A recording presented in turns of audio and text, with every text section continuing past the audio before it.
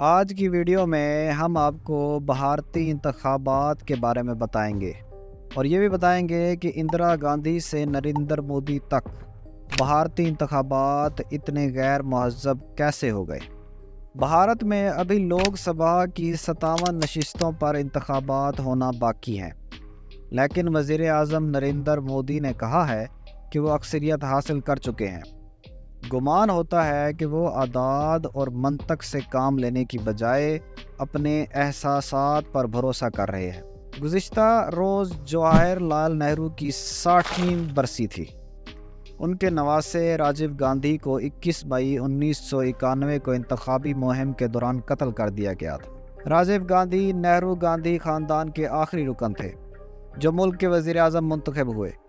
اگر ان کے دور کی بات کی جائے تو اس دور میں بھی سیاسی منظرنامہ پیچیدہ تھا، لیکن جب انتخابات کے انعقاد کی بات آتی تو اس میں تہذیب سے کام لیا جاتا تھا۔ نریندر مودی جو بظاہر ڈونلڈ ٹرمپ سے متاثر لگتے ہیں، انہوں نے دانستہ طور پر بھارت کے سیاسی منظرنامے کو غیر مہذب کیسے بنا دیا ہے۔ بھارت کے طویل ترین انتخابات جیسے جیسے اپنی آخری مراحل میں داخل ہو رہے ہیں، شدید گرمی میں ووٹ ڈالنے جانے والی عوام کو 1977 میں اندرا گاندھی کی جانب سے منعقد کروائے گئے مختصر ترین بھارتی انتخابات کی یاد آ رہی ہے جو 16 سے 20 مارچ تک منعقد ہوئے تھے۔ اس وقت بھی 542 نشستوں پر انتخابات ہوئے تھے، لیکن اس وقت ہم نے یہ ماحول نہیں دیکھا تھا جو کہ ہم آج کے دور میں 44 دنوں پر محیط انتخابات میں دیکھ رہے ہیں، کہ جہاں مخالفین پر نفرت کے تیر برسائے جا رہے ہیں۔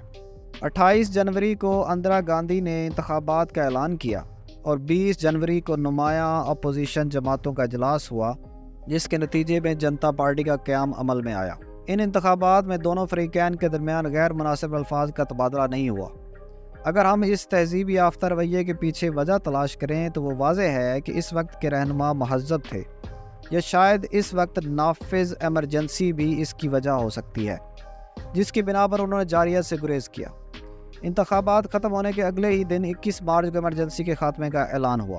اگر اندرا گاندھی چاہتیں تو انتخابات کے نتائج ان کے خلاف آنے کے باوجود اقتدار پر قابض ہو سکتی تھی، کیونکہ ایمرجنسی کے قوانین کے تحت انہیں حکومت پر اختیارات حاصل تھے۔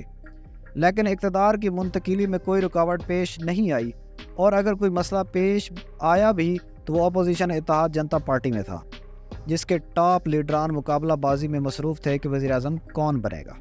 یاد رہے کہ کانگریس کو 1977 کے انتخابات میں 154 نشستیں ملیں، جو کہ ان کے مقابلے میں کھڑی ہونے والی کسی بھی انفرادی جماعت سے زیادہ تھیں۔ سوال یہ ہے کہ کیا وہ اس موقع سے فائدہ اٹھاتی؟ نہیں اٹھاتی، اور اس کا تاثر ہمیں 1999 میں کانگریس کے اس رد عمل سے ملا کہ جب 1984 کے مقابلے میں 1999 کے انتخابات میں راجیو گاندھی اپنی 400 سے زیادہ نشستوں پر برتری سے محروم ہو گئے۔ کانگریس نے 197 نشستیں جیتی، جبکہ اس کے حریف جنتا دل صرف 143 نشستیں جیتنے میں کامیاب ہو پائی۔ کمیونسٹ پسند جماعتوں اور مرکز کی پارٹی کی مدد سے Bharatiya Janata party B J پی نے 1984 سے 1985 تک 2 نشستیں جیتیں، جو کہ ایودھیا میں ایل کے اڈوانی کے مارچ کے لیے کافی تھی۔ ملک کی سب سے بڑی جماعت کی سربراہی کرنے کے باوجود راجیو گاندھی نے وزیر اعظم بننے کی آفر رد کر دی۔ اس کی بجائے انہوں نے بیان دیا کہ متنازع مینڈیٹ ان کے لیے نہیں۔ راجیو گاندھی کا یہ فیصلہ پارلیمان کی ساکھ کے حوالے سے نمایاں حیثیت رکھتا ہے، خاص طور پر جب ہم اس کا موازنہ 1996 کے انتخابات اور اٹل بہاری واجپئی سے کرتے ہیں، جنہوں نے کسی جماعت کو واضح اکثریت نہ ملنے کے باوجود اپنی حکومت بنانے کی کوشش کی تھی۔ اس سال واجپئی کی سربراہی میں بی جے پی پہلی بار ملک کی سب سے بڑی جماعت بن کر ابھری، جس نے لوک سبھا میں 161 نشستیں جیتیں، لیکن وہ 272 نشستوں کی واضح اکثریت جیتنے میں ناکام رہی۔ پی وی نرسمہا راؤ کی کانگریس بہت مشکل سے 140 نشستیں ہی جیت پائی۔ جس طرح ایوان غیر متوازی تھا، اٹل بہاری واجپئی جانتے تھے کہ وہ اعتماد کا ووٹ جیت نہیں پائیں گے۔ اس کے باوجود انہوں نے صدر شنکر دیال شرما کی جانب سے 13 دنوں کے لیے اقتدار سنبھالنے کی پیشکش خوشی خوشی قبول کر لی۔ صدر نے انہیں یہ موقع اس لیے دیا تھا کہ وہ اپنی اکثریت ثابت کر سکیں۔ یہ 13 دن پارلیمانی اقتدار اور اخلاقیات پر سیاہ داغ ثابت ہوئے، لیکن نریندر مودی کی فرقہ وارانہ سیاست اس پر بازی لے گئی ہے۔ एतमाद की तारीख जीतने की कोई उम्मीद नहीं थी। ऐसे में वाजपेयी हुकूमत ने असूलों को बलाए ताक रख कर कवायद पर अमल दरामद किए बगैर बदनाम ज़माना एरन डील कर ली, जिसके तहत अमरीकी तवानाई कंपनी को महाराष्ट्र में गैस से चलने वाले मुअज़्ज़र पावर प्लांट चलाने के लिए माली मावनत दी गई। ये तो तय था कि ये मंसूबा नाकाम होगा, और ऐसा हुआ। ताहम बीजेपी ने वाशिंगटन को इंदिया दिया कि भारत की सबसे पुरानी अमरीकी हमायती पार्टी सामने आ चुकी है। इसके अलावा 1998 में अटल बिहारी वाजपेयी की जौहरी तजर्बात ने अमेरिका को ये वाज़ेह पैगाम दिया कि भारत चीन मुखालिफ बयानिए में अमेरिका के अतादी बनने को तैयार है। अदम एतमाद के वोट से पहले ही अटल बिहारी वाजपेयी ने इस्तीफ़ा दे दिया, लेकिन जाते जाते उन्होंने जमहूरी असूलों और हकानियत पर एक तवील लेक्चर दिया। ताहम भारतीय जमहूरियत धचके से निकल आई और बहाल हो गई, जिसने एक मिसाल कायम की। जूलियस की तरह कम्युनिस्ट पार्टी के रहनुमा ज्योति बासु को तख्त वज़ीर-ए-आज़म बनने की पेशकश की गई, जिसे उन्होंने शास्तगी से ठुकरा दिया। वाजपेयी के बरक्स ज्योति बासु को सेकुलर हलकों की हिमायत हासिल थी, लेकिन उन्होंने अपनी पार्टी के फैसले को अहमियत दी और वज़ीर-ए-आज़म बनने से इनकार कर दिया। इंतखाबात के मराहल ख़त्म हुए बगैर एक सिरे जीतने का दावा मोदी की क़यादत में भारत की जमहूरी कमज़ोरी को ज़ाहिर करता है।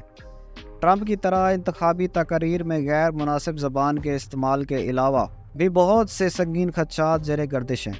इन्हें यह भी खदशा है कि अगर वह इक़्तिदार से महरूम हुए तो इंदिरा गांधी की तरह वो दोबारा इक़्तिदार में नहीं आ पाएंगे। इलेक्शन कमीशन में हेर फेर और राय दहिंदगान को पैगाम से ज़ाहिर है कि वो इक़्तिदार अपने हाथ में रखने के लिए कितने बेताब हैं। आज़ादी के लिए लड़ने वाले जंगजू सुभाष चंद्र बोस का कौल मशहूर है, तुम मुझे खून दो मैं तुम्हें आज़ादी दूंगा। नरेंद्र मोदी गरीब तबके को क्या कहते हैं, मैंने आपको 5 किलो चावल दिए, अब आपकी बारी है कि मुझे वोट दें। उम्मीद है आपको आज की ये इन्फॉर्मेशन और वीडियो पसंद आई होगी। पसंद आई है तो हमारे चैनल को सब्सक्राइब कर दें और वीडियो को शेयर कर दें। तो मिलते हैं अगली वीडियो में, तब तक के लिए आप अपना बहुत सारा ख्याल रखिएगा। अल्लाह हाफ़िज़।